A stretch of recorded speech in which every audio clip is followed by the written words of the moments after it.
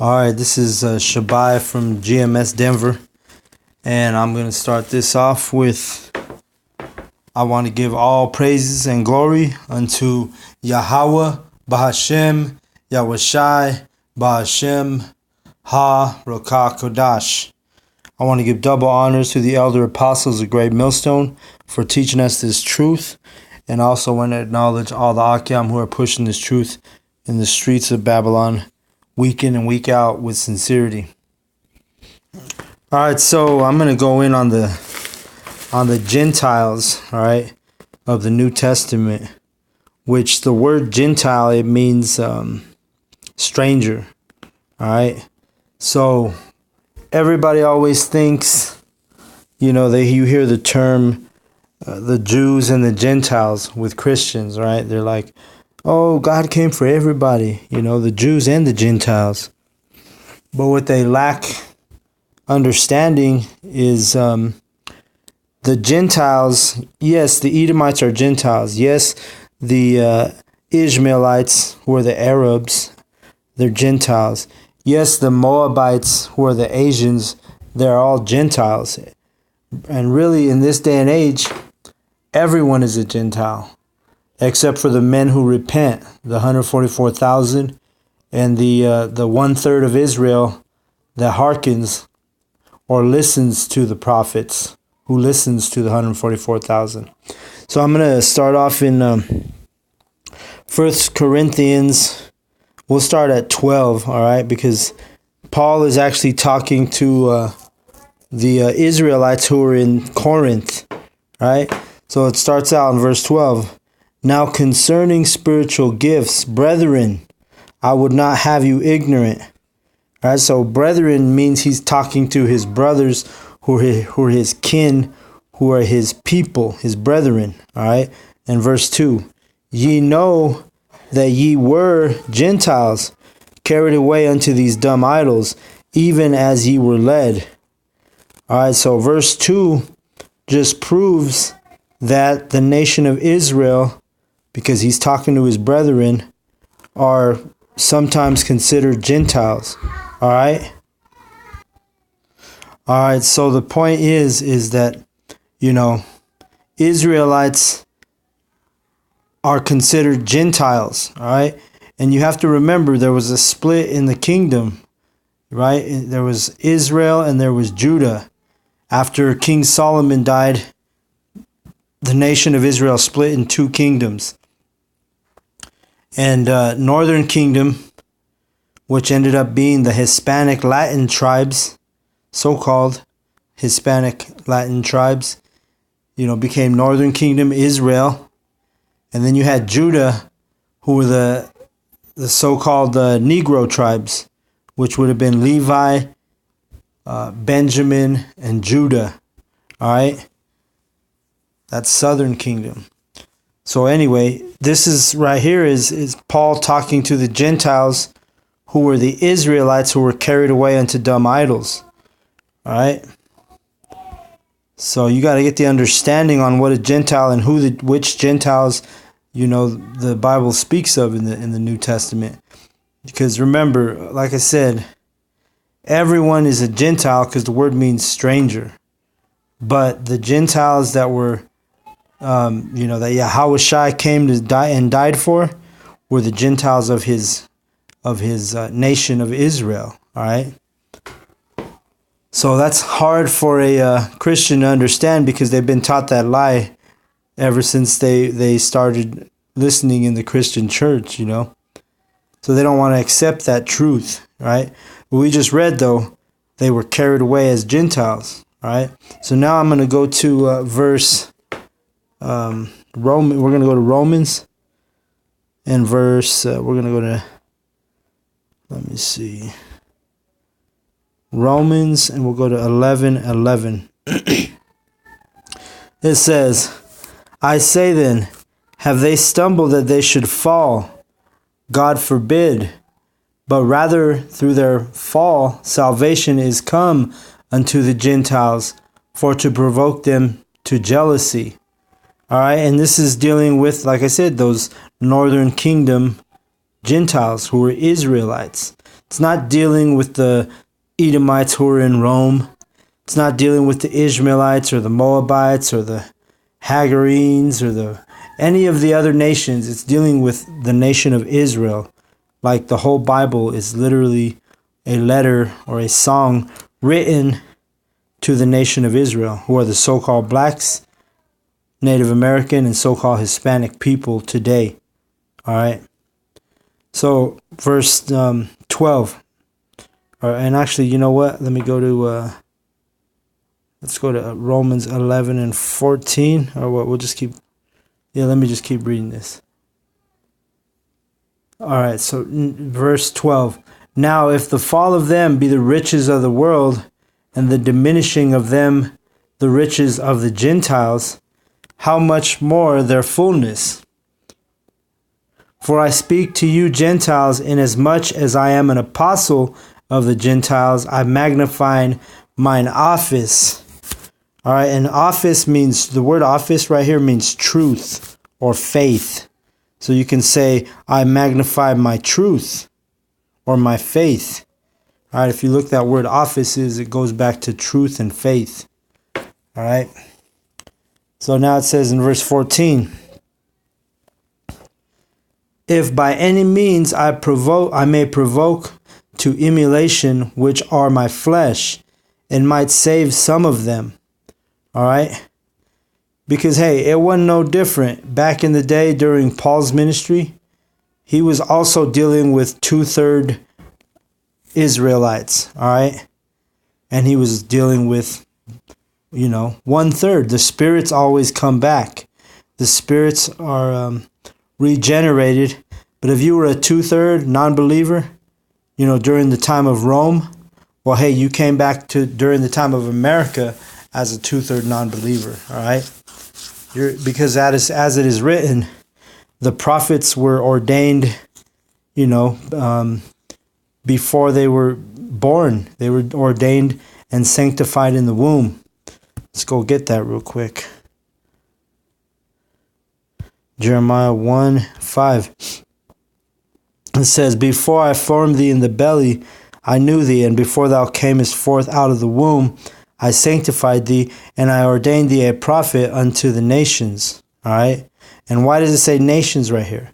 Because you have to remember, the Israelites were scattered among all nations as a punishment, right? It's a curse. Our people have been scattered among all nations, and because of that, they've followed doctrines from, from Christianity to Buddhism to, whatever false religions you want to bring up. Israelites have been in that thing because of the curse. All right. So let's go back to Romans, and we'll be at 11 and 14. And it says, if by any means I may provoke to emulation them which are my flesh, and might save some of them. All right. Now let's go to the Romans 9 and 3 so we can see who he's talking about. It says here in Romans 9 and 3, for I could wish that myself were accursed from Yahushua for my brethren, my kinsmen according to the flesh. Verse 4, who are Israelites, to whom pertaineth, and the word pertaineth means belongs, to whom belongs the adoption and the glory and the covenants and the giving of the law and the service of Yahweh and the promises. All right. So all that, the promises, the law, the covenants, it was all given. It was all, oh man, getting a call from the brothers I'm going to call them right back after this lesson. So what I was saying here is basically, those are the flesh. Those are the brethren, the Israelites. All right. We're going to go to Romans. We'll go 11 and we'll jump to 16.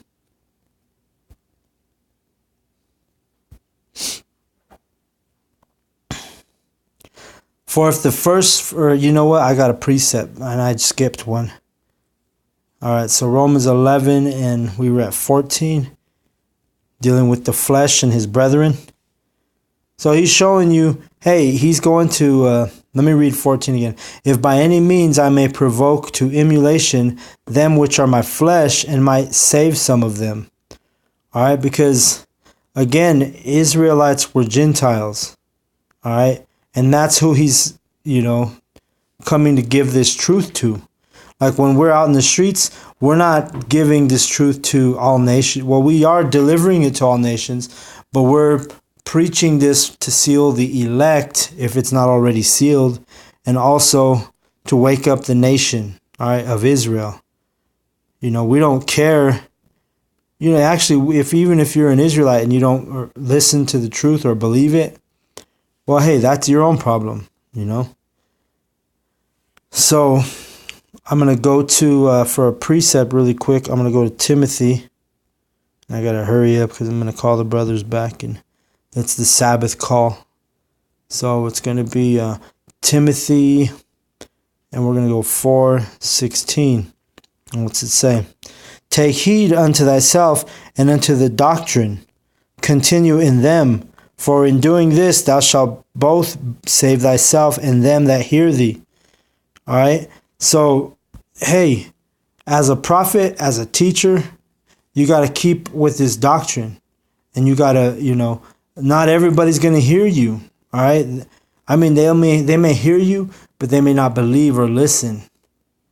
The ones who will be blessed are the ones who take heed and listen and hearken to this truth. All right? So now we're going to go to Romans. Con. All right, I need to get in touch with those brothers as quickly as possible. So let me see here. It's the Sabbath, so I forgot the brothers were going to get together on a conference call. So Romans 11 and 15, and it says, for if the casting away of them be in the reconciling of the world, what shall the receiving of them be but life from the dead? All right, so yeah, this is life from the dead. When you are able to accept this truth and you actually, maybe you become, you become, the Spirit is on you to go out and teach, well, hey, that's a beautiful thing. All right. And you're literally raising yourself up from the dead, man. Because if you're not doing the work and you're just, a casual, Jake or Israelite, maybe you're just a weekend Israelite. During the rest of the week, you're Jake. Well, hey, that's not enough, man. But now it says, but life from the dead in verse 15. Hey, you take heed to this truth and you start, you start growing in this truth and start teaching. Well, guess what? Now you're not considered dead again, anymore. Verse 16, for if the first fruit be holy, the lump is also holy. And if the root be holy, so are the branches. All right. So yeah, when they split up, it didn't mean they weren't Israelites no more. It just meant that they were going off. They became Gentiles, strangers to God, strangers to Yahweh, because they started right away. They started, sacrificing to false idols and false gods, false doctrines. Leviticus 23:10, it says, speak unto the children, and which actually means son, so I'll read it that way. Speak unto the sons of Israel, and say unto them, when ye come into the land which I give unto you, and shall reap the harvest thereof, then ye shall bring a sheaf of the first fruits of your harvest unto the priest. All right. So does it say speak unto everybody? No, it says speak unto the children of Israel. All right. Now we'll go back to Romans 11. And we'll go to, let's see, verse 16. Actually, I read that. Let's go to 17. And if some of the branches be broken off, and thou, being a wild olive tree, were grafted in among them, and with them partakest of the root and fatness of the olive tree. All right? So, yeah, there's going to be the branches that were broken off were the northern kingdom. All right? And the natural branches would have been the southern kingdom. Right? So those, you so-called black men, so-called Negroes, hey, you're the natural branches, all right? In Judah, you are the head tribe of Israel, of entire Israel. Okay, natural branches. So let's see. Let's go to Jeremiah again. This time we're going to go to 11:16. It says, "The Lord called thy name a green olive tree, fair and of goodly fruit. With the noise of a great tumult he hath kindled fire upon it, and the branches of it are broken." All right? So, that great tumult was when they split up. And, the branches were broken off, man. Meaning Israel split in two. Northern kingdom and southern kingdom. Israel and Judah. All right. So now we're going to go back to Romans 11. And we left out 18. It says, "Boast not against the branches, but if thou boast, thou bearest not the root, but the root thee. Thou wilt say then, the branches were broken off that I might be grafted in. Well, because of unbelief they were broken off, and thou standest by faith. Be not high-minded, but fear." All right, now let's go to Romans 12 and 16. "Be of the same mind toward another. Mind not high things, but condescend to men of low estate. Be not wise in your own conceits." Meaning humble yourself, And this is dealing with the two kingdoms. So, hey, Judah, and his companions. And then you're going to have Ephraim and his companions, northern and southern kingdoms, which would be the so-called Negro tribes and also the so-called Hispanic and Native American tribes. Hey, be like-minded, all right? Be in one mind toward one another. So, be on this same doctrine. Know that you're brothers. You're not supposed to be enemies to each other like the Edomite has taught you. He separated us to make us weak, right? Where they say that in war you divide and conquer. Well, what do you think the so-called white man did to us? He's divided us and he conquered us, and now the prophecy is being fulfilled where we're coming back together as one. The two sticks coming together. Ezekiel chapter 37 talks about the two sticks, right? So now we're on verse 21, Romans 11 and 21. "For if Yahweh spared not the natural branches, take heed, lest he also spare not thee. Behold, therefore the goodness and severity of Yahweh on them which fell. Severity, but toward thee, goodness. If thou continue in his goodness, otherwise thou shalt be cut off." All right. So yeah, 2/3 are going to be cut off. Whether they're the so-called Negroes or whether they're so-called Hispanic or Native Americans, 2/3 of you are wicked, and you want to stay as a Gentile. Meaning stay as a stranger to Yahweh. Verse 23.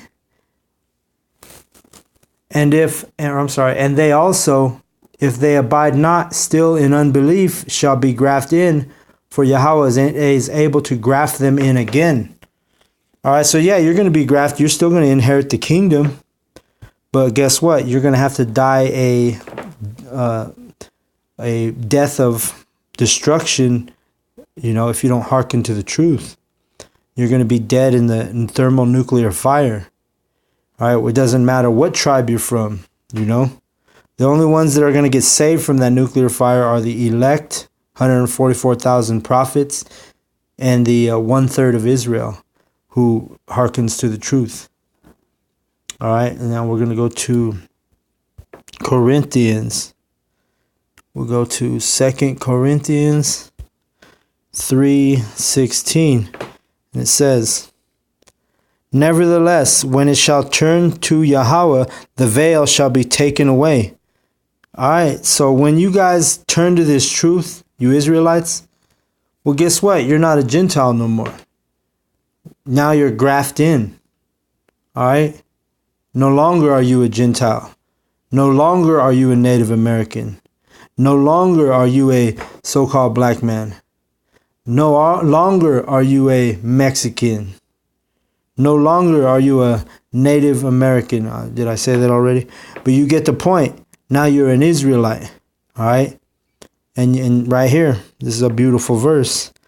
Verse 15, 2 Corinthians 3:15. "But even unto this day, when Moses is read, the veil is upon their heart." Or wait, I'm sorry, which one did I just read? 16, I'm sorry. "Nevertheless, when it shall turn to the Lord, the veil shall be taken away." All right, so that veil is referring to is, hey, now you've become an Israelite. Now you accepted it. You've accepted the doctrine that you are an Israelite, and you're not no longer a byword. You're no longer fitting the curses of Deuteronomy chapter 28. All right, now you're coming out of that. Right, that verse, "Come out of her, my people." Well, hey, that's what it is. That veil being lifted off your eyes. You know. And it's the prophet's job to, basically lift that veil through the mouth of Yahweh. All right. Verse 26. Let's go back to Romans 11:26. And it says, "And so all Israel shall be saved, as it is written, there shall come out of Sion the deliverer, and shall turn away ungodliness from Jacob." All right, it doesn't say Jacob is going to be saved and then Israel is going to turn from ungodliness. No, it's the opposite. It says Israel shall be saved. And then jumping down to the last part of verse 26, it says, "and shall turn away ungodliness from Jacob." Because you got to remember, Jake is ungodly. Jake is a Gentile. All right. But Israel, hey, he's an Israelite. You got to make that transformation. You see what I'm saying? So in order to be grafted in by Yahweh, and actually it's his will for you to be grafted in, if he puts the slumber on you and you can't see this truth and you can't understand it, or when the brothers break down the parables and you're still sitting there trying to let the white man in the kingdom, well, that's that veil not being lifted. That means you're still in darkness. You're still you're still stuck on stupid. You don't see the truth for what it is. Hey, this whole book is for the Israelites, and if you can't see that, it's because Yahweh has given you a spirit of slumberness. All right. So verse 27. "For this is my covenant unto them." All right, unto who? Unto the Israelites, not to the whole world. All right. It says unto the Israelites, unto them. We just read about Jacob and Israel. All right. Verse 27. "When I shall take away their sins." All right. And let's precept that real quick. Isaiah 27:9. "By this, therefore, shall the iniquity of Jacob be purged, and this is all the fruit to take away his sin, when he maketh all the stones of the altar as chalkstones that are beaten in sunder, the groves and images shall not stand up." All right, so that's talking about the destruction, right? When all these false images and all these false churches and everything is destroyed. Hey, well, guess what? Verse 9. By this, therefore, shall the iniquity of Jacob be purged. Meaning, you may die as a Jake in that destruction, but now your iniquities are going to be purged. Because why? Because you're going to be killed. You're going to be sanctified, sacrificed. All right? He's going to purge all that wickedness out of your heart and your mind. All right? You're not going to be representing Jake as a Catholic or a Protestant or a Buddhist or an Nation of Islam or Muslim. No, you're going to be an Israelite, and you're going to be in your right mindset with the truth. All right? It will dwell in also the 2/3, but not until they're destroyed. They'll be in their right mindset, and they're brought back in the kingdom through the elect and the women that they have through salvation.